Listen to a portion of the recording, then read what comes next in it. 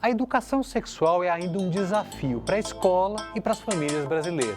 Muitas vezes a mídia chega antes do professor quando o assunto é direito reprodutivo ou sexualidade. Mas e se as mídias fossem estratégias para que esse tema chegue mais fácil e dialogue mais abertamente com jovens e crianças do Brasil? Bom, aqui no estúdio, no Idade Mídia de hoje, a jornalista Thaís Fôlego conta como ela usa a comunicação para falar sobre educação sexual com os mais diversos públicos, inclusive adultos e idosos. A galera do LabMe conta pra gente como eles tiveram o primeiro contato com a questão da sexualidade. Será que as mídias estavam presentes lá? E agora a gente vai para o Rio de Janeiro conhecer um projeto de educação sexual chamado Papo Reto. Bom, o nome já diz tudo. Começa agora mais um episódio do Idade Mídia. A Sépia, né, ela tem uma trajetória já de 33 anos de atuação, de ativismo e atividades ligadas à questão dos direitos humanos de mulheres, sobretudo mulheres adultas, jovens. E nós percebemos que a gente realmente precisava de envolver mais esse debate com as juventudes. Então, assim surge a ideia do Partiu Papo Reto.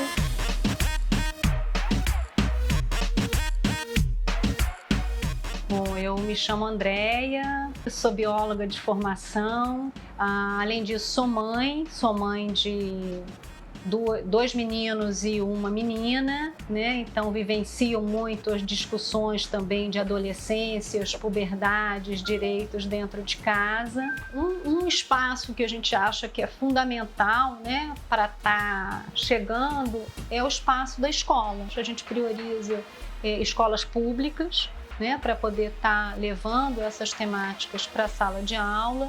E eu digo, de certa forma, que a instituição, que a organização, ela se rejuvenesceu também. Porque a equipe da CEP, a gente percebeu que para trabalhar com adolescentes e jovens, era importante que fossem pessoas jovens, né, com quem eles também pudessem se identificar nas suas histórias, na sua idade, né?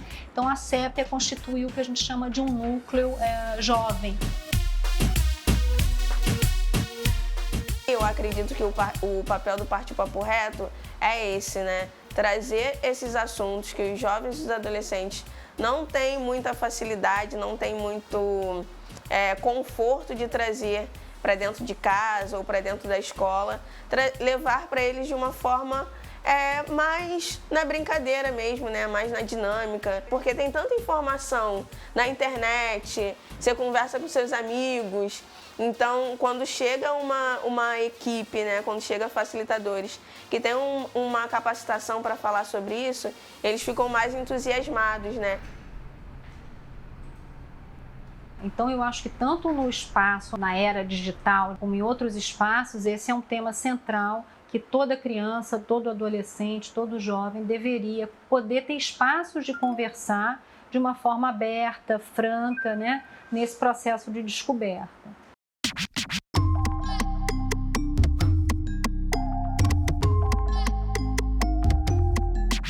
Educação sexual é um tema importante não só para a gente falar sobre conhecimento do corpo, mas também como protegê-lo. Quando eu era mais nova, eu não tive tanto acesso assim a esses conhecimentos. Só fui saber mais sobre isso quando eu estava mais velha e também com a ajuda das mídias, o que nem sempre é algo positivo. Vocês do LabMe, como é que foi essa relação de vocês com a educação sexual?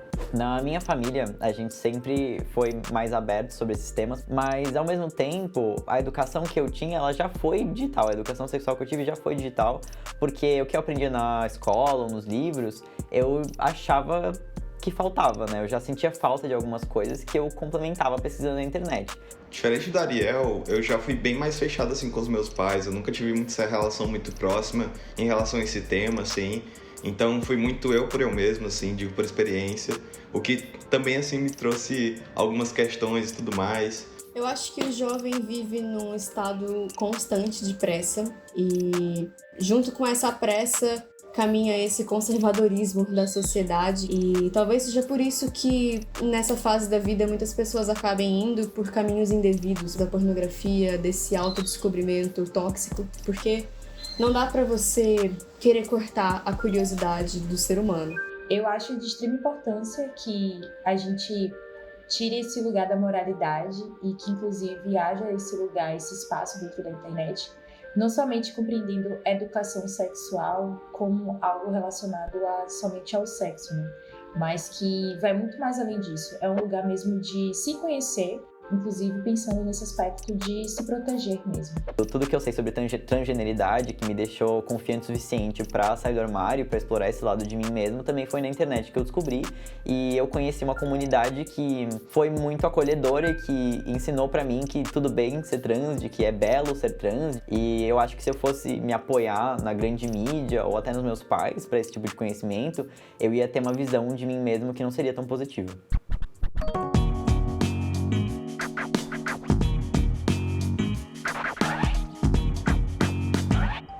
O que fazer quando a gente está passando por momentos de transformação muito grande e a gente não sabe com quem conversar, onde procurar?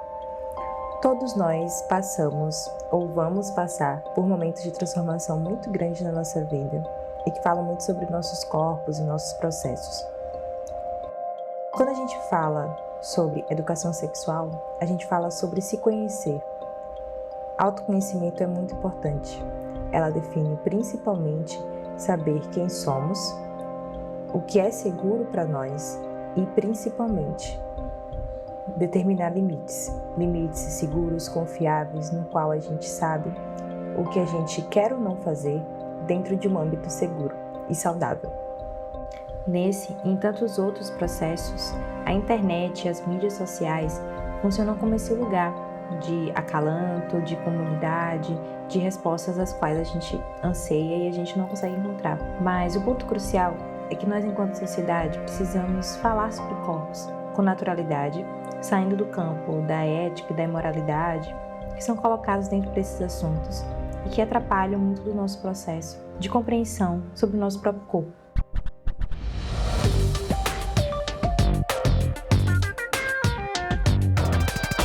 A gente recebe hoje no Idade Mídia a jornalista Thaís Fôlego, que é especializada em gênero, inclusive associada à revista Asmina.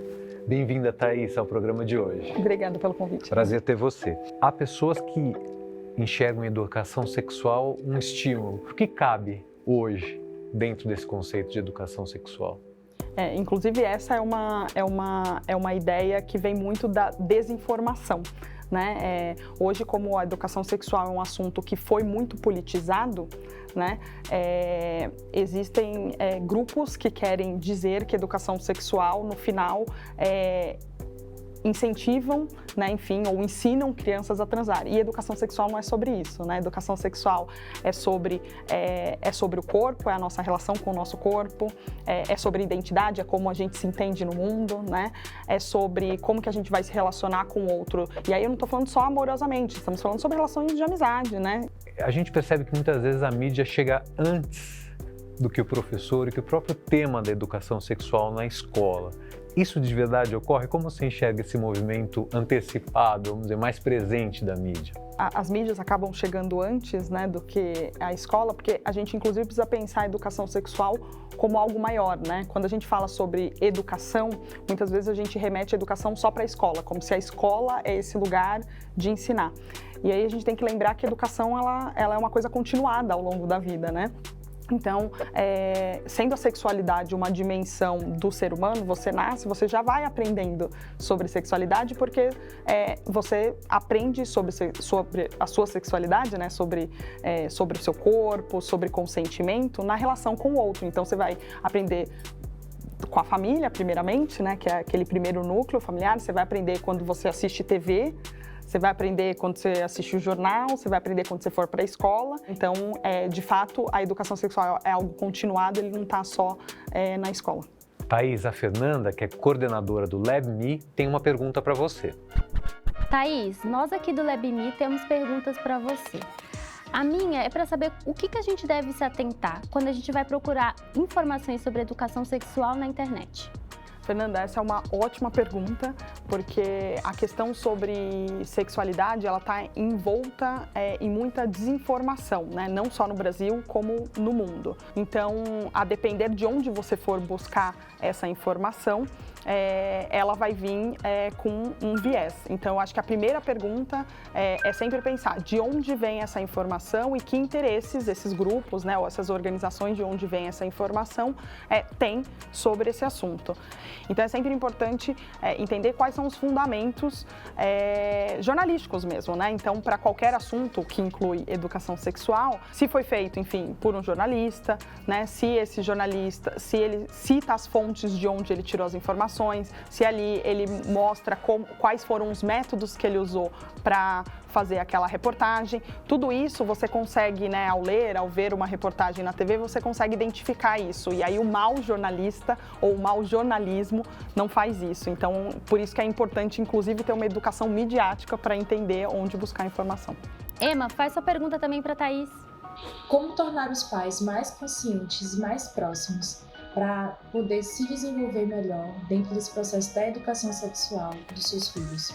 Emma, acho que um bom jeito de fazer isso é mantendo um diálogo aberto, né? Então, se você tiver alguma dúvida sobre educação sexual, que você viu alguma coisa, leu uma reportagem, teve uma conversa com as amigas, ir para casa e conversar com os pais, né, também sobre isso. Então, obviamente, isso pode ser provocado, né, pelas próprias crianças e adolescentes, mas eu acho que cada vez mais os pais têm tido uma preocupação maior com a questão da educação sexual, por uma questão mesmo de proteção das crianças e dos adolescentes, né? De ensinar sobre limites, ensinar sobre consentimento.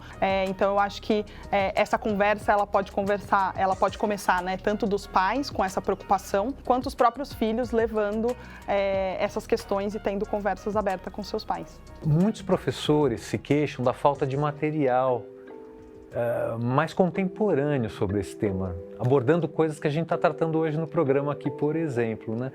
A mídia tem um espaço para suprir essa falta de material, porque referências há muitas, mas às vezes material para trabalho em sala de aula não tem tanto, né? Sim, e eu acho que nesse sentido a imprensa ela é bastante importante, porque a imprensa ela está ligada às questões dos debates públicos contemporâneos, né? Então ela tem uma oportunidade de falar com os públicos e com diversos públicos de uma maneira muito mais próxima do que às vezes materiais da escola que não conseguem, né, ter essa rapidez, né? Então, por exemplo, trazendo de novo o exemplo da revista Asmina, uma preocupação que a gente tinha desde o começo era com a linguagem. Então a gente falava, gente, quando meninas e mulheres, né, ou pessoas que têm vulva, né, porque não são só meninas e mulheres que têm vulvas, né, pessoas não binárias, homens trans têm vulva. Eu nunca falei no meu grupo de amigas vulva, né? Ninguém fala vulva, né? A gente fala xoxota, a gente fala buceta, a gente usa outros termos. Por que a gente não pode trazer esses termos para os nossos materiais? Trazer uma linguagem e materiais que conectem, né, enfim, o interlocutor ao assunto, eu acho que é muito mais palatável e aí você também evita cair em pegadinhas, né, enfim, em tratar o tema de uma forma tabu, porque aí você apresenta o material e também vê o que essas crianças e adolescentes trazem a partir da vivência delas em casa ou qualquer outra experiência que elas tenham tido. Thaís, muito obrigado por participar do Idade Mídia hoje, foi fantástico. Obrigada a vocês, gente.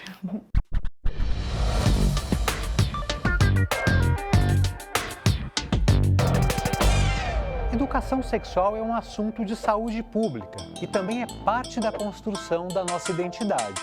Em tempos de redes sociais e que a escola também está se reinventando, é importante uma atenção especial a esse tema. As mídias não podem ser concorrentes, mas sim aliadas nessa batalha. A gente se vê no próximo episódio do Idade Mídia. Até lá!